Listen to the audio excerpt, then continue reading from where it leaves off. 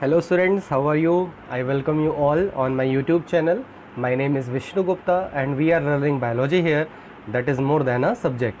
Today is 13th of May and we are learning human health and disease. As I told you, we have started the third unit of class 12th. We have skipped the second unit that deals with the genetics and evolution, and we are on the third unit that is dealing with the biology in human welfare. In that unit we are discussing the first chapter, that is human health and disease. As I told you, that is a very interesting chapter. Previous two lectures I just introduced you about the chapter, a little bit information was there, but from today we have to technically we have to start the lesson. So let's see what are the topics of today. Topic start करने के पहले, जैसे हमें energy चाहिए होती है, कैसे energy मिलती है सब लोगों को पता लग गया होगा, ठीक है. And I think you must be waiting for that कि आज सर क्या मतलब कैसे मोटिवेट करेंगे. तो देखो कितनी अच्छी लाइन लगाई है मैंने. हार को हराना है तो खुद को मेहनत से जोड़ना पड़ेगा, ठीक है. अगर आपको लगता है कि आप हार रहे हो, ठीक है, तो आपको मेहनत तो करनी ही पड़ेगी. जो मेहनत से भागेगा वो कभी जीत नहीं पाएगा. और अगर रिकॉर्ड तोड़ना है तो खुद को कंफर्ट जोन छोड़ना पड़ेगा. आपके सामने रिकॉर्ड हो सकता है, आपके स्कूल में जो आपके एक सीनियर्स हो सकते हैं, उन्होंने बहुत अच्छे मार्क्स अचीव उन्होंने किए होंगे, ठीक है. हो सकता है किसी सब्जेक्ट में 100 आउट ऑफ 100 आ गया हो, तो आपके सामने एक चैलेंज है, आपके सामने एक रिकॉर्ड है, उसको आपको तोड़ना है. अगर उससे आप कंपटीशन करोगे तो कंफर्म है आपको किसी को पुश करने की ज़रूरत नहीं है. आप अपने आप फ्लो करते जाओगे, अपने आप चलते जाओगे, क्योंकि आपके सामने एक टारगेट है, आपके सामने एक रिकॉर्ड है जिसको तोड़ना ज़रूर है. लेकिन उसको तोड़ने के लिए आपको कंफर्ट जोन छोड़ना पड़ेगा. सारी चीज़ें कंफर्ट में नहीं मिलती, ठीक है.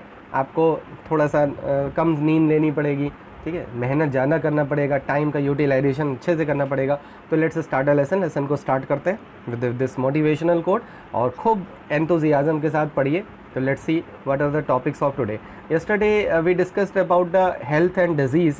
मैंने आपको diseases के बारे में बताया था कि how can we recognize the disease को कैसे recognize कर सकते हैं.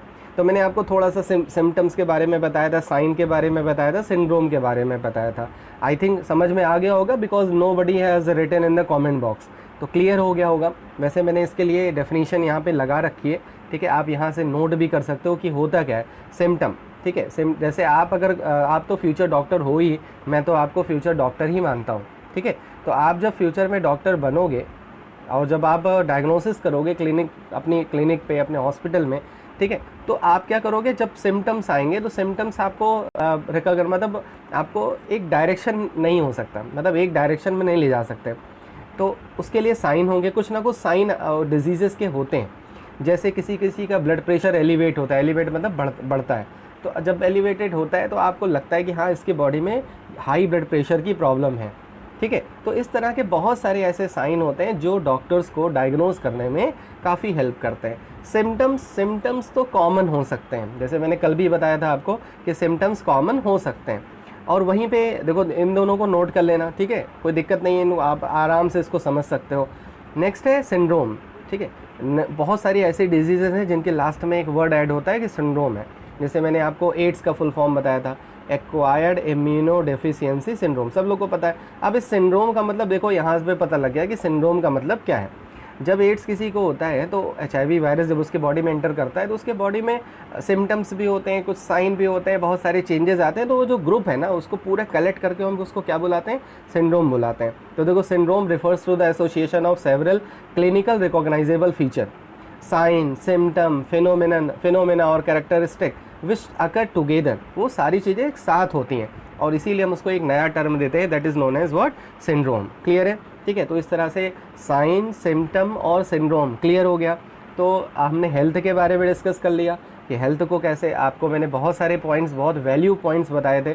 वैल्यूएबल पॉइंट्स में आप अपनी हेल्थ को भी मेंटेन कर सकते हो, दूसरों को भी अवेयर कर सकते हो. वो एक पार्ट ऐसा है जिसमें आप बहुत ज़्यादा अपने एक्सप्लोर कर सकते हो, सोच सकते हो कि कैसे मेंटेन करेंगे. मैंने बहुत सारी चीज़ें वहाँ पे डिस्कस नहीं की हैं कि आपको योगा करना चाहिए, आपको मेडिटेशन करना चाहिए, आपको सब पता है. स्टूडेंट्स को पता तो सब होता है लेकिन वो उसको इम्प्लीमेंट नहीं करते, ठीक है. जो इम्प्लीमेंट कर लेता है वो आगे बढ़ जाता है. तो हम भी आगे बढ़ रहे हैं, हम इम्प्लीमेंट कर रहे हैं, ठीक है. तो देखो अब नेक्स्ट टॉपिक पे आते हैं, डिजीज़. देखो डिस-ईज़ बहुत सिंपल है, आपने पढ़ा भी होगा इसके प्रीवियस क्लासेस में भी कि डिसईज़, अगर किसी को कंफर्टेबल फील नहीं हो रहा है, वो ईजी फील नहीं हो रहा है, उसको कुछ प्रॉब्लम हो रही है बॉडी में, जैसे अगर आपको सिंपल सा हेडेक होता है तो उस टाइम आपको मतलब बहुत ज़्यादा कंफर्टेबल नहीं रहते आप, आपको लगता है कि आप इजी नहीं हो, आपका थोड़ा सा पढ़ने का मन नहीं करता, आपका बहुत ज़्यादा बात करने का नहीं मन करता, तो ऐसी कंडीशन में आप क्या है, आपकी बॉडी में कोई ना कोई प्रॉब्लम है, तो उसी टर्म को हम उसी पर्टिकुलर स्टेट को हम क्या बुलाते हैं, डिजीज़ बुलाते हैं। ठीक है, समझ में आया। तो अगर किसी की बॉडी इजी नहीं फील कर रही है, कंफर्ट नहीं फील कर रही है, कंफर्टेबल नहीं हो रही है, कोई ना कोई प्रॉब्लम है, तो उसको हम क्या बुलाते हैं, डिजीज़ बुलाते हैं। अब डिजीज़ देखो आइडेंटिफाई कैसे करते हैं, आपको कैसे पता लगा कि आपको सर दर्द हो गया, आप तुम कहोगे ये कौन सा फालतू का क्वेश्चन है, अरे भाई सर में दर्द हो रहा है तो सर दर्द है, हेडेक है। ठीक है, अब आपको कैसे पता लग गया कि आपको कॉमन कोल्ड डिजीज़ हो गई। ठीक है, आपको कैसे पता लगता है कि कॉमन कोल्ड डिजीज़ हो गई। जैसे इस टाइम अगर किसी को कॉमन कोल्ड हो जाए या हुआ होगा, ठीक है, अब सोचो उसको हमेशा ये डर लगा होता होगा या हमेशा वो यही सोचता होगा कि कहीं कोरोना तो नहीं हो गया, क्योंकि कोरोना और कॉमन कोल्ड के सिम्टम क्या होते हैं, लगभग मिलते हैं, क्योंकि तुम्हें पता है फ्लू की तरह वायरस है, जो कोरोना वायरस है उसके सिम्टम भी वही आते हैं ना भाई, स्नीजिंग होती है, थ्रोट में प्रॉब्लम होती है, फीवर होता है, ये सारी प्रॉब्लम आती है, ब्रीदिंग में प्रॉब्लम आती है। तो लोगों को लगता है कि अगर किसी को कॉमन कोल्ड भी हो रहा है तो उससे लोग बच के रहते हैं, उससे तुरंत डर जाते हैं, अरे कहीं इसको कोरोना ना हो गया हो, हमें भी ना हो गया हो। अब ये तो है नहीं कि जैसे किसी को कॉमन कोल्ड हुआ कि जाओ भैया तुम तो जाओ, हम तुम्हें आइसोलेट कर रहे हैं तुरंत।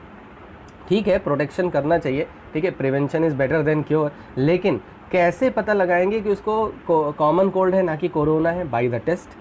जैसे आपको देख रहे हो आजकल बहुत सारे टेस्ट हो रहे हैं, ठीक है, उन टेस्ट से हम क्या पता लगा लेंगे कि कॉमन कोल्ड है कि कोरोना है, तब उसको हम कंफर्म कर देंगे।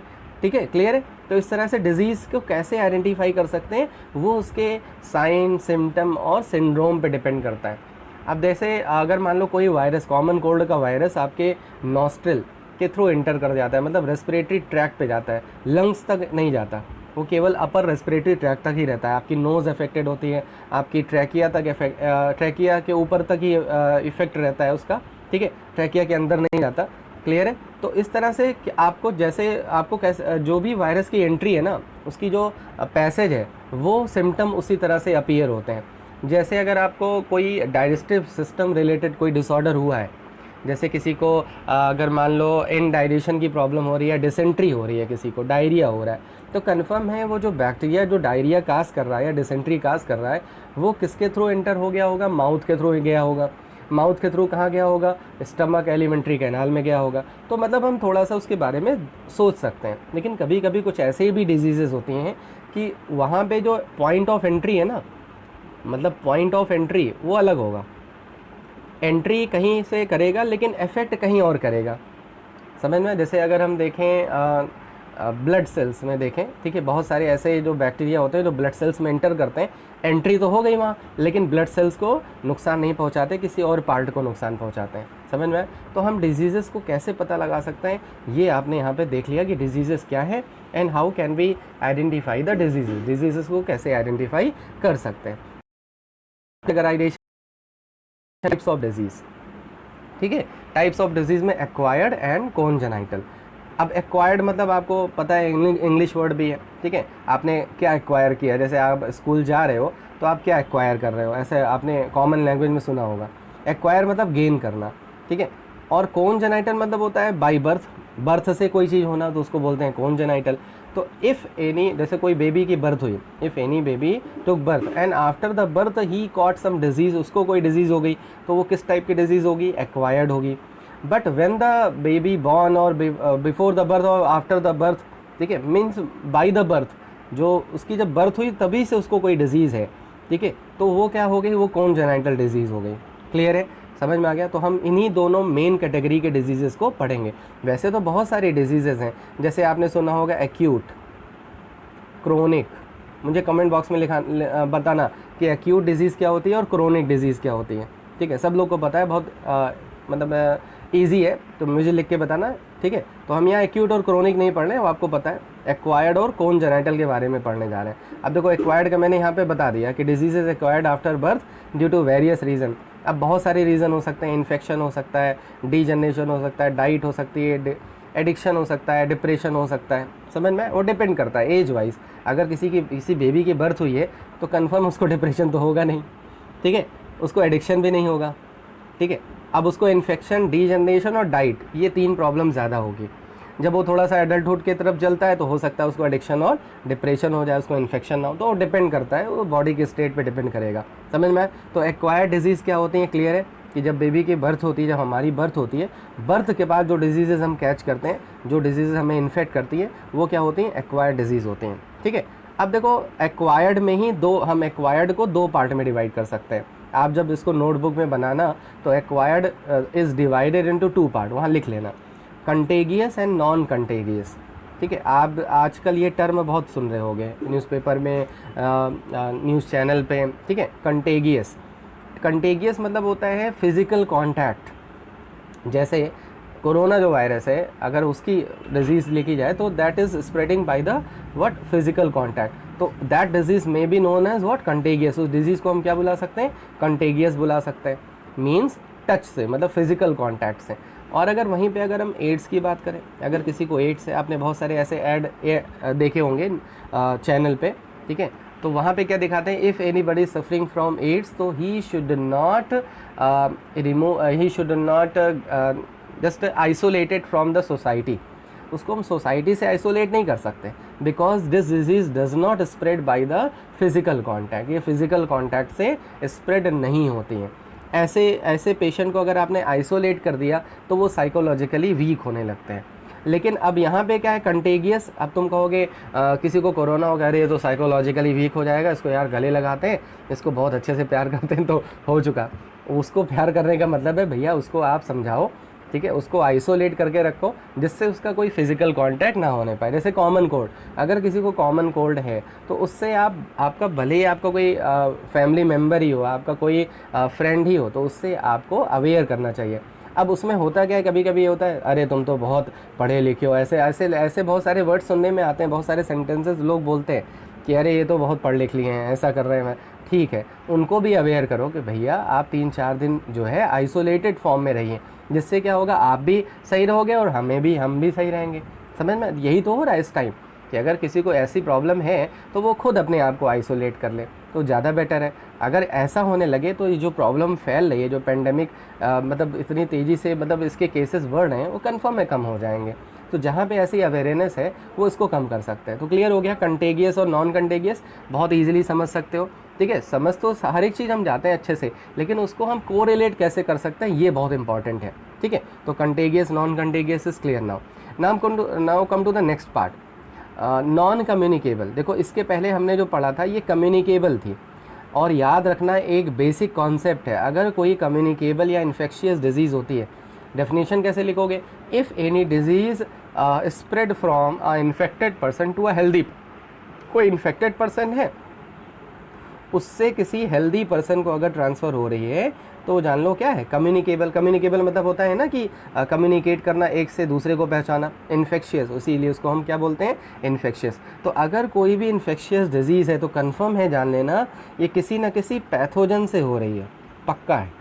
मतलब 99.9% ये श्योरिटी रहती है, ये आप इंश्योर हो सकते हो कि ऐसी डिजीज़ कैसे होती है, पैथोजन से होती है। और पैथोजन आपको पता है माइक्रो ऑर्गेनिज्म होते हैं, ठीक है, जो बॉडी के अंदर रहते हैं, बॉडी के सरफेस पे रहते हैं। तो ऐसी डिजीज़ पैथोजन से ज़रूर स्प्रेड होगी, क्लियर है, ठीक है। आपने कभी नहीं सुना होगा कि किसी को अगर हार्ट की प्रॉब्लम है तो, या ब्लड प्रेशर की प्रॉब्लम है तो दूसरे को भी हो गई, ऐसा नहीं है ना, क्योंकि वो पैथोजन से नहीं हो रही है। तो नेक्स्ट है non communicable disease. Non communicable में कोई पैथोजन लगभग, मतलब आप अगर कोई पैथोजन है भी तो वो मतलब 0.001 के चांसेस होंगे, वैसे तो है ही नहीं। नॉन कम्युनिकेबल मतलब नॉन इन्फेक्शियस, जो एक पर्सन से दूसरे पर्सन को ना पहुँचें, ठीक है। अब देखो ये होते कैसे हो सकते हैं नॉन कम्युनिकेबल, डेफिशिएंसी हो सकती है, आपने देखा आयरन की डेफिशिएंसी हो जाती है तो अनीमिया हो जाता है, नॉन कम्युनिकेबल है। ऑर्गेनिक डीजनरेटिव मतलब होता है कोई पार्ट, अगर आपका किसी की बॉडी में अगर कोई पार्ट डीजनरेट होने लगा, जैसे मान लो अगर लीवर का ही है, लीवर से रिलेटेड कोई प्रॉब्लम होने लगी, हार्ट से रिलेटेड कोई प्रॉब्लम होने लगी, या कोई टिश्यू अपने आप डैमेज होने लगा, तो उसको क्या हम बोलते हैं, ऑर्गेनिक या डीजनरेटिव डिजीजेस। क्लियर हो गया। एलर्जी बहुत कॉमन चीज़ है, आप कभी कभी बहुत मोस्टली लोगों को एलर्जी हो जाती है। कैसे होती है? आप डस्ट में चले गए, यहाँ पे ब्रूमिंग, यहाँ पे बहुत ज़्यादा डस्ट उड़ रही, आप गए, आपको स्नीजिंग आने लगी, तो आप क्या कहते हो? हमें एलर्जी हो गई। ठीक है, बहुत लोग स्कूल में जब असेंबली लगती है तो वहाँ नहीं जाते, कहते हैं हमें धूप से एलर्जी होती है। वो अलग बात है, वो अपना कलर को बचाने के लिए नहीं जाते कि हमारा कलर डार्क हो जाएगा। ठीक है, लेकिन वो कहते हैं धूप से एलर्जी, तो हो भी सकती है। एलर्जी समझ में आ गया? तो एलर्जी के बारे में इस चैप्टर में हम पढ़ेंगे कि एलर्जी क्यों होती है। एडिक्शन का मतलब होता है एडिक्ट हो जाना। ठीक है, किसी चीज़ पे एडिक्ट हो जाना। जैसे बहुत सारे लोग किसी ड्रग पे एडिक्ट हो जाते हैं, अल्कोहल पे एडिक्ट हो जाते हैं, so many substances, so many evils are there, उन पे एडिक्ट हो जाते हैं, टोबैको पे एडिक्ट हो जाते हैं, उनके बिना नहीं रह सकते, तो उससे कोई ना कोई डिजीज़ेस हो जाती है, जैसे कैंसर हो सकता है। मेंटल डिसऑर्डर आपको मैंने बताया ना कि सबसे इम्पॉर्टेंट फैक्टर है ये आजकल। अगर आप मेंटली फिट हैं, अपने आप को मेंटली अगर आपने बहुत हेल्दी कर रखा है, तो कन्फर्म है आप बहुत आगे तक जाओगे, आपको कोई प्रॉब्लम नहीं आएगी, क्योंकि आपकी विल पावर बहुत स्ट्रांग है। तो मेंटल डिसऑर्डर होने के बहुत सारे चांसेस होते हैं, बहुत सारे केसेस होते हैं। ठीक है, आपने देखा भी होगा आजकल सबसे ज़्यादा जो केसेस है वो क्या है? डिप्रेशन के हैं, मेंटल इलनेस के हैं। आपको मैंने इसके पहले जो यूनिट पढ़ाई थी उसमें बताया था कि सेक्स क्राइम इतने बढ़ रहे हैं, तो वो मेंटल इल तो है। ठीक है, उनको पता ही नहीं है। आपने न्यूज़ पे सुनते होगे कि there was a case, the 3rd year old girl child has raped उसकी। ठीक है, तो सेक्स क्राइम है तो मेंटल इल ही तो है वो, उनको पता ही नहीं कि व्हाट दे आर डूइंग। तो mental disorder is a very important factor. ठीक है, ये बहुत इंपॉर्टेंट फैक्टर है। ठीक है, और ये नॉन कम्युनिकेबल होता है। और नेक्स्ट है कैंसर। कैंसर का स्प्रेड तो होता है, अगर ये देखें तो बॉडी के उसकी मतलब जो होस्ट है, मतलब जो पर्सन है, उसी की बॉडी में कैंसर स्प्रेड हो सकता है, लेकिन उसकी बॉडी से किसी और की बॉडी में नहीं हो सकता। समझ में आए? ठीक है, तो अगर कोई किसी के दिमाग में क्वेश्चन आ भी गया होगा कि ये कैंसर तो स्प्रेड भी हो सकता है, तो स्प्रेड हो तो सकता है, लेकिन उसी के मतलब जो जिस पर्सन में कैंसर है उसी पर्सन की बॉडी में स्प्रेड हो सकता है, लेकिन उससे किसी और की बॉडी में स्प्रेड नहीं हो सकता। क्लियर हो गया? ठीक है, तो ये हो गया आपकी नॉन कम्युनिकेबल डिजीज़। क्लियर है? तो ये जो अभी तक आपने ये सारी चीज़ें पढ़ी ना, ये सब एक्वायर्ड में आ गई। एक्वायर्ड के 2 पार्ट हो गए, एक कम्युनिकेबल, एक नॉन कम्युनिकेबल। कम्युनिकेबल में भी आपने 2 पार्ट में डिवाइड कर लिया, कंटेगियस और नॉन कंटेगियस। उसके बाद नॉन कम्युनिकेबल में आपको मैंने बता दिया कि ये डिजीज़ेस इन बेसिस पे हो सकती है। हो सकता है कि कोई और भी बेसिस हो, but these are the important, ये इंपॉर्टेंट है। नेक्स्ट है कोनजेनाइटल। अब आ जाओ कोनजेनाइटल पे। ठीक है, आपने बहुत सारी ऐसे डिजीज़ेस के बारे में सुना होगा। जैसे एक दिन मैंने आपको बताया था LGBTQ कम्युनिटी, LGBTQ। ठीक है, आप बायोलॉजी के स्टूडेंट हो, आपको ये पता होना चाहिए। L for lesbian, G for gay, B for bisexual, T for transgender and Q for queer. ठीक है, QUER। इसका मतलब होता है कुछ ऐसे बेबी की बर्थ होती है जिनके जो जेनाइटल ऑर्गन है वो प्रॉपर डेवलप ही नहीं होते, तो आइडेंटिफाई नहीं कर सकते कि वो मेल है कि फीमेल है। समझ में? ठीक है, तो अब देखो इस पे अगर हम कुछ ऐसी, जैसे ट्रांसजेंडर, आपने सुना होगा कुछ लोग अपने सेक्सेस को ट्रांसफॉर्म करा लेते हैं, मेल है तो फीमेल हो जाते हैं, फीमेल है तो मेल हो जाते हैं। उनको छोड़ के जो डिजीज़ेज़ होती हैं, ठीक है, जैसे आप ट्रांसजेंडर के बारे में आप क्लाइनफिल्टर मतलब किन्नर के बारे में सुना होगा, तो किन्नर में वो जो डिजीज़ है ना वो कोनजेनाइटल है, वो बाय बर्थ होती है, वो बर्थ से ही है। और बर्थ धीरे धीरे जब उसकी ग्रोथ होती है तो उसके सिम्टम आने लगते हैं, उसका फीमेल की तरफ अट्रैक्शन ज़्यादा होता है। ठीक है, उसके ऐसे फीचर्स होते हैं कि वो बताते हैं कि इसके अंदर कोई ना कोई डिसऑर्डर है। वो अलग है कि वो उसको बचपन में उसके अंदर वो अपीयर नहीं होते हैं, लेकिन जैसे जैसे वो ग्रो होने लगता है उसके अंदर वो अपीयरेंस आने लगते हैं। ठीक है, तो उनको बहुत लोग ऐसे भी करते हैं कि उनको सोसाइटी से आइसोलेट कर देते हैं, तो उनकी अलग, इसीलिए गवर्नमेंट ने उनकी एक अलग कम्युनिटी बना दी।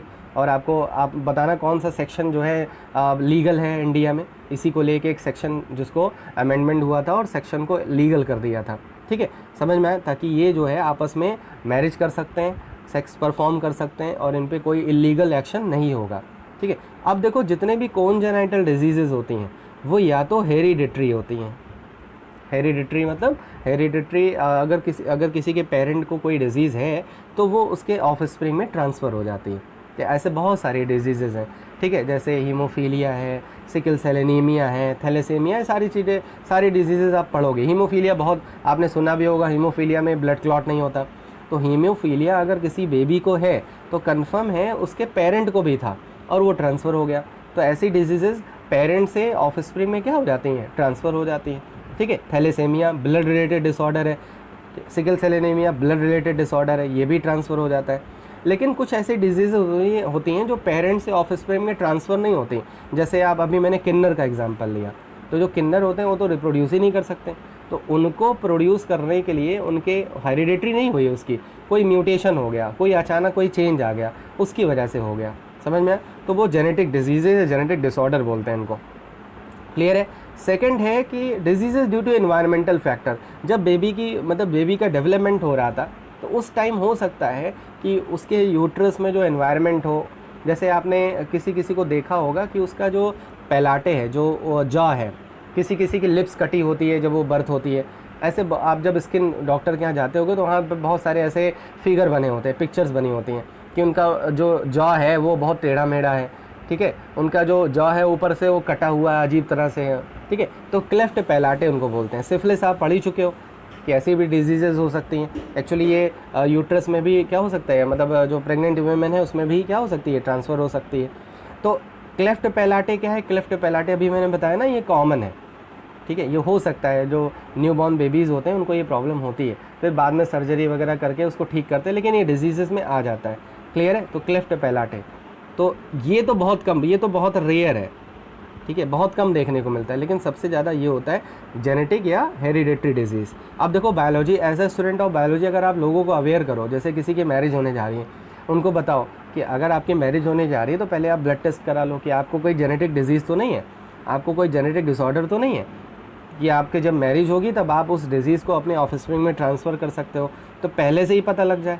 अगर पहले से ही पता लग जाए तो आप ठीक है, ये नहीं कह रहे हैं मैरिज ना करिए, मैरिज करिए, लेकिन आप बेबी को प्रोड्यूस ना करके अडॉप्ट कर लीजिए, सबसे बेस्ट है, ठीक है। तो आपको नॉलेज है तभी तो आप दूसरे को क्या कर सकते हो, अवेयर कर सकते हो, ठीक है। तो ये हो गया कॉन्जेनिटल डिजीज़ेज़ के बारे में। आगे हम बहुत सारी डिजीज़ेज़ के बारे में पढ़ेंगे। वैसे इस चैप्टर में आप जो है इसके बारे में कम पढ़ोगे, आप principle of inheritance and variation में ज़्यादा पढ़ोगे। समझ में आ गया? ठीक है, तो ये कॉन्जेनिटल डिजीज़ेज़ के बारे में। अब देखो ये लास्ट टॉपिक है इस लेक्चर का, इसके बाद मैं इस लेसन को, इस वीडियो को एंड करूँगा। अब देखो यहाँ पे क्या है कि वेज पैथोजन कॉज डिजीज़, ठीक है, पैथोजन डिजीज़ कैसे काज करता है, ठीक है। अब देखो पैथोजन का जो मतलब कैसे एंट्री करेगा, कैसे आपको पता लगेगा, जैसे कुछ ऐसे पैथोजन होते हैं जो टिश्यू को डैमेज कर देते हैं, ठीक है। ट्यूबरक्लोसिस में जो लंग्स के आपने सुना होगा, ट्यूबरक्लोसिस जब सीवियर कंडीशन में आ जाता है तो स्पटम मतलब ब्लड आने लगता है, जब उनको कफिंग आती है तो कफिंग के थ्रू ब्लड आने लगता है। तो वो ब्लड कहाँ से आया, क्योंकि जो एल्वियोलर पार्ट है, जो रेस्पिरेटरी पार्ट है, वहाँ पे टिश्यू डैमेज होने लगे तो उससे ब्लीडिंग होने लगी। मेनिंजाइटिस एक डिजीज़ होती है जिसमें मेनिंजिस जो ब्रेन की मेम्ब्रेन होती हैं उनमें इन्फेक्शन होने लगता है। रेबीज़ में भी यही होता है, जो ब्रेन के टिश्यू है, जो रेबीज़ में जो ब्रेन के टिश्यू है ना, वो डैमेज होने लगते हैं, ठीक है। तो इसीलिए इन ऐसी डिजीज़ेज़ में क्या होता है कि टिश्यू डैमेज होने लगते हैं। नॉट ओनली दीज डिजीज़, बहुत सारी ऐसी डिजीज़ेज़ हैं जहाँ पे टिश्यू डैमेज होने लगते हैं। और वो टिश्यू कौन से डैमेज होते हैं कि कैसे वो वायरस कहाँ पे जा रहा है या वो बैक्टीरिया कहाँ पे जा रहा है। जैसे ट्यूबरक्लोसिस, आपने सुना होगा ट्यूबरक्लोसिस केवल लंग में होता है, लेकिन ट्यूबरक्लोसिस बोन में भी हो सकता है, ट्यूबरक्लोसिस ब्रेन में भी हो सकता है। ये बहुत कम लोगों को पता होगा, ठीक है। लंग टीबी तो कॉमन है, लेकिन अनकॉमन क्या है, ब्रेन टीबी भी है और बोन टीबी भी है, ठीक है। तो जिस पार्ट में वो एंटर कर रहा है ना वो बैक्टीरिया, हो सकता है उस टिश्यू को क्या कर दे, डैमेज कर दे। अब रेबीज़ का वायरस ये तो है नहीं कि वो ब्रेन में एंटर करता है, लेकिन वो कहाँ, उसका जो अटैक है वो किस पे ज़्यादा होता है, ब्रेन के टिश्यू पे, ठीक है। उसके बाद आ जाओ टॉक्सिक सेक्रीशन। कोई भी बैक्टीरिया जब एंटर करता है तो उसमें टॉक्सिन होता है, हो सकता है वो टॉक्सिन उसके अंदर हो, ठीक है। जैसे मैं आपको एग्जांपल ले रहा हूँ, कौन सी वो टॉफ़ी आती है, पल्स, ठीक है। पल्स जब आप खाते हो, जब आप उसको मुंह में रखते हो, ठीक है, तब आपको सॉल्ट का टेस्ट नहीं आता, लेकिन जब आप उसको अपने टीथ से फोड़ते हो तो उसके अंदर क्या होता है, वो सॉल्ट होता है, वो आपको टेस्ट आने लगता है, वो जान लो एंडोटॉक्सिन है। बहुत अच्छे से मैंने यहाँ पे अभी भी मेरे दिमाग में आया कि आपको कैसे समझ में आ जाएगा। तो टॉक्सिन सेक्रीशन वो एंडोटॉक्सिन है, पल्स वाला ध्यान रखो, ठीक है। और आपने जैसे कोई टॉफ़ी रखी, तुरंत ही कोई सेक्रीशन होने लगा तो जान लो वो क्या है, एक्सोटॉक्सिन है। जैसे कोई बैक्टीरिया एंटर किया, अब वो बैक्टीरिया एंटर तुरंत करते ही वो क्या करने लगा, टॉक्सिन का सेक्रीशन करने लगा, केमिकल्स का सेक्रीशन करने लगा। जैसे लोगों को फीवर होने लगता है तो जैसे ही बैक्टीरिया एंटर होता है तो वो केमिकल का सेक्रीशन करने लगता है, तो उसको बोलते हैं एक्सोटॉक्सिन। कुछ केमिकल बैक्टीरिया के अंदर प्रेजेंट होते हैं इन बैक्टीरियल सेल्स, तो वो कब रिलीज़ होते हैं, जब वो डिसइंटीग्रेट होता है, वहाँ से हटता है, या बैक्टीरिया जब जो है वो बस्ट होता है, डिस्ट्रॉय होता है, तो ऐसी कंडीशन में वो केमिकल बाहर रिलीज़ हो जाता है। बैक्टीरिया तो मर गया लेकिन उसका जो केमिकल है वो क्या हो गया, वो रिलीज़ हो गया। ऐसी कंडीशन में उसको हम क्या बोलते हैं, एंडोटॉक्सिन। तो एक्सोटॉक्सिन और एंडोटॉक्सिन समझ में आ गया। They are also responsible for the disease, ये भी डिजीज़ को शो करने के लिए रिस्पॉन्सिबल हैं। तो I am ending this session को मैं एंड कर रहा हूँ and hope so that you are doing well and this chapter I think अब इसमें और ज़्यादा इंटरेस्ट आएगा। ठीक है, अभी हम आगे बहुत अच्छी चीज़ें पढ़ेंगे। इम्यूनिटी जब आएगा तो और इंटरेस्टिंग हो जाएगा, क्योंकि जैसे मैं इसीलिए कोरोना का ज़्यादा आपको एग्जांपल ले रहा हूँ क्योंकि प्रेजेंट सिनेरियो वही है। ठीक है, जिससे आप इस चैप्टर को बहुत अच्छे से समझ पाओ। क्लियर है? तो I am ending the session and please press the like button if you like the session and maximum share करो कि हाँ ऐसा भी प्लेटफॉर्म है जहाँ पे हमें ऐसे भी बायोलॉजी पढ़ने को मिल रही है। ठीक है, clear? So hope so that you are doing well at your home. Stay at your home, stay safe. जय हिंद, जय भारत, गुड बाय।